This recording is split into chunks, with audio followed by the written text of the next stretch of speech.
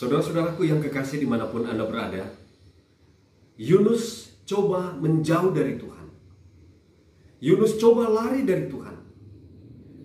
Tetapi ketika dia coba lari dari Tuhan, kehidupannya mulai menurun. Dia lari ke Tarsis dengan sebuah kapal. Dia turun bersembunyi di tempat di bagian kapal yang paling bawah. Tetapi setelah ditemukan oleh kapten kapal dan cabut undi, maka akhirnya dia dibuang ke laut. Setelah dia dibuang ke laut, dia ditelan oleh ikan yang besar. Dan akhirnya ikan yang besar ini membawa Yunus menuju ke dasar lautan. Saudaraku yang kekasih, orang yang mau menjauh dari Tuhan, kehidupannya memiliki tren menurun. Jadi, jangan kita menjauh dari Tuhan.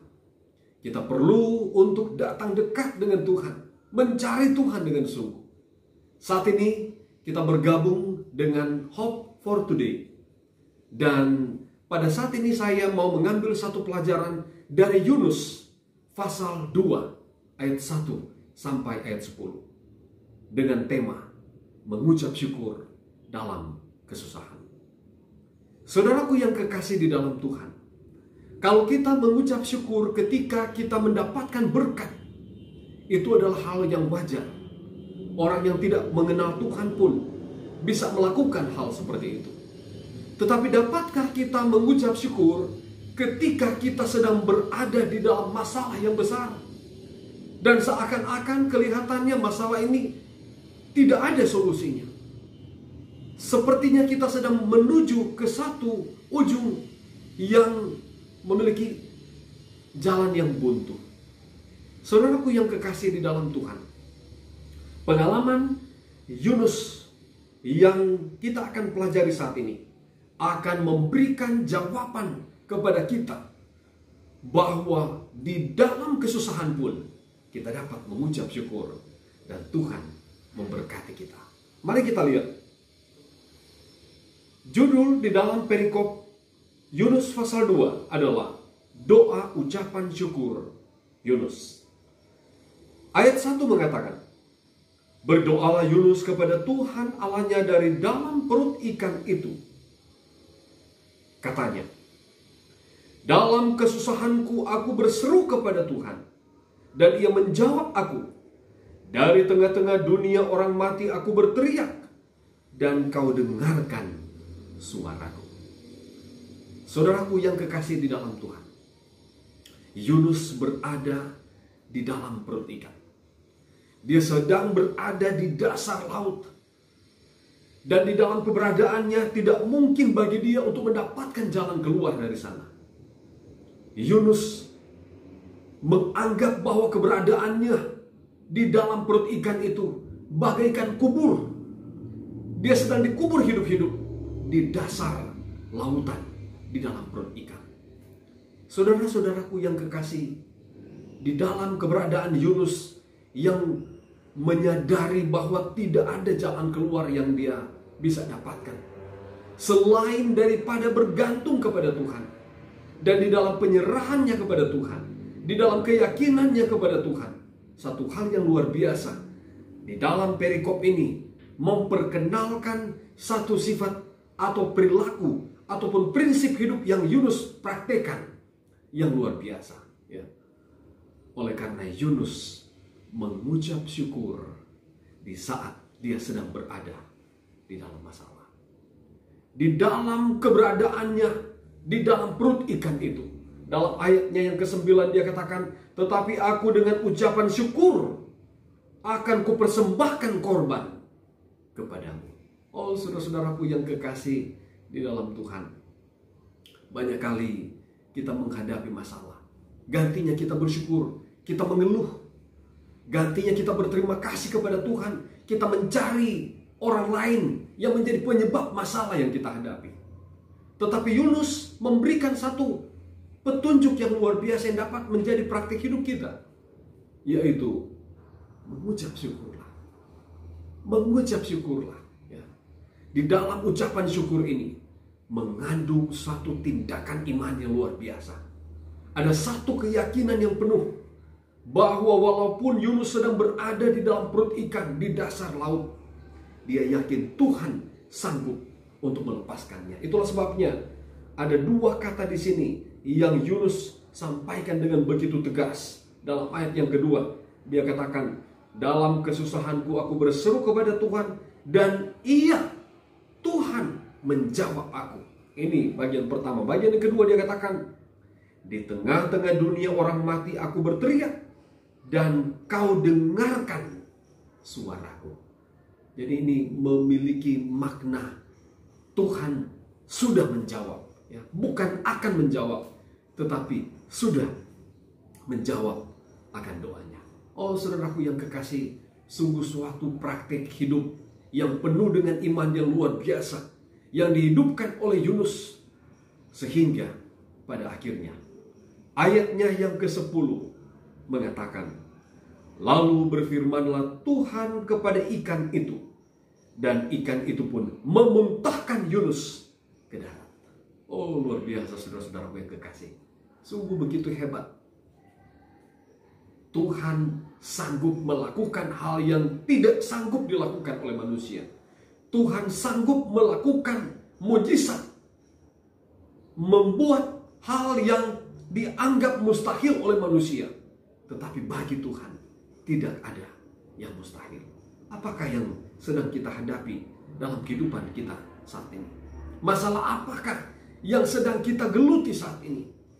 Masalah keuangan, masalah di dalam kehidupan berumah tangga, masalah di dalam pekerjaan, apalagi dalam pandemi COVID-19 saat ini. Begitu banyak problema yang terjadi. Tetapi kita diajak untuk mengucap syukur walaupun kita sedang menghadapi kesusahan. Pengalaman yang serupa yang pernah dihadapi oleh orang Israel yang dipimpin oleh Yosua. Pada waktu mereka sedang mengelilingi tembok Yeriko, setiap satu hari satu kali. Tetapi pada hari ke-7 mereka mengelilingi 7 hari. Tetapi dalam cerita Alkitab, di dalam Yosua pasal yang ke-6 ayatnya yang ke-5, kita dapati ada satu hal yang unik yang terjadi pada saat mereka sedang mengelilingi tembok Yeriko itu. Ayat yang ke-5, Yosua pasal 6 ayat 5, dia katakan, apabila sangkakala tanduk domba itu panjang bunyinya, dan kamu mendengar bunyi sangkakala itu, maka haruslah seluruh bangsa bersorak dengan sorak yang nyaring, maka tembok kota itu akan runtuh, lalu bangsa itu harus memanjatnya masing-masing langsung ke depan. Kita baca ayat yang ke-16. Lalu pada ke-7 kalinya, ketika para imam meniup sangkakala, berkatalah Yosua kepada bangsa itu, bersoraklah, sebab Tuhan telah menyerahkan kota ini kepadamu. Saudara-saudaraku yang kekasih, prinsip yang sama. Bersorak di saat masalah belum selesai. Bersorak dengan penuh keyakinan bahwa Tuhan sanggup menyelesaikan permasalahan yang kita hadapi. Oh saudaraku yang kekasih, di dalam pertempuran yang diadakan, pertempuran yang sesungguhnya kelihatan mustahil, mau menghancurkan tembok Yeriko yang begitu besar, bukan dengan bom atau bukan dengan segala perlengkapan senjata yang lain, tetapi dengan iman, dengan menggunakan para imam. Ada 7 imam yang ditempatkan di tempat yang paling depan, meniup trompet, dan semua orang pada akhirnya bersukacita, bersorak-sorai, sehingga tembok Yeriko pada akhirnya runtuh, tentu saja dengan kuasa Tuhan. Oh saudara-saudara yang kekasih, prinsip yang sama pernah juga dipraktikkan oleh Yesus di dalam Yohanes pasalnya yang ke-11 ayat 41 dan 42. Dia katakan seperti ini.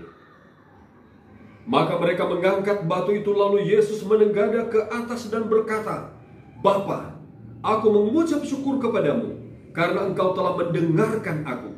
Aku tahu bahwa engkau selalu mendengarkan aku.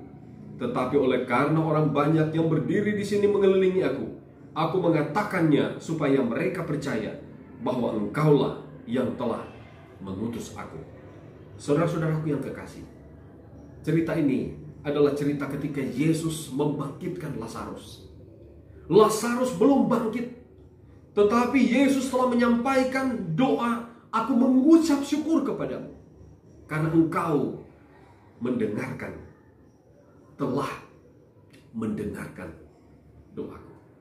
Saudara-saudaraku yang kekasih di dalam Tuhan, pada saat ini saya tidak akan berbicara panjang, tetapi saya hanya akan mengingatkan kepada kita bahwa ada satu prinsip yang penting yang perlu kita miliki dalam kehidupan kita sebagai orang-orang beriman.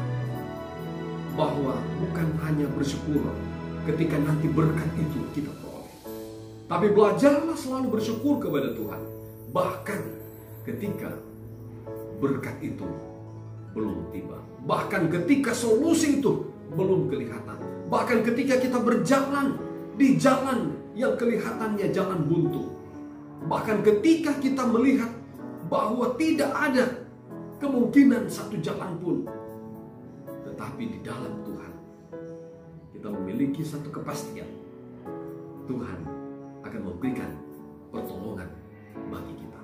Itulah sebabnya tidak ada masalah untuk tetap mengucap syukur walaupun kita sedang menghadapi kesusahan, problema, dan semua masalah yang lain. Pada akhirnya Tuhan akan menjawab semua doa kita tepat pada waktu yang Tuhan sediakan. Tuhan memberkati.